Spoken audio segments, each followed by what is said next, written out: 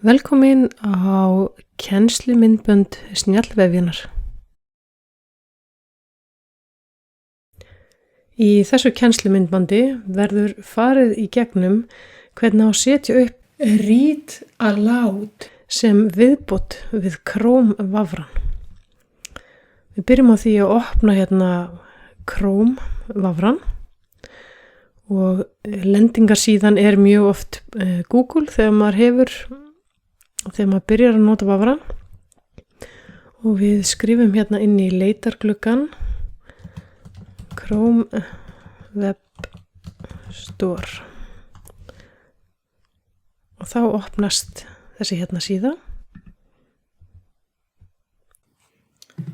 og þá skrifa ég inn í leitargluggann read aloud og þá kemur forritið upp hér og ég ýti á það og síðan add to Chrome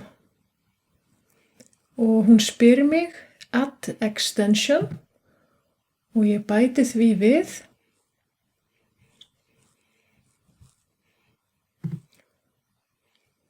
og síðan þarf ég að velja púsluspilið og pinna við þannig að táknið birtist hérna í glugganum hjá mér. Nú ætla ég að prófa að lesa hann og sjá hvernig hann virkar. Ég ætla að opna hérna snjallvefjuna og ef ég ýti núna á tákni fyrir read aloud Verkefni. Markmið verkefnisins var að útbúa sjálfshjálpar vefsíðu sem Þá sjáum við, þá byrjar hún að lesa bara textan sem er í rauninni kannski efstur á síðunni. Ég get valið til dæmis ef ég kýs að láta hana lesa þennan hérna texta, þá get ég ýtt á hana núna. Logos er greiningartæki til að greina lestrarerfiðleika hjá einstakling. Og svo get ég ýtt á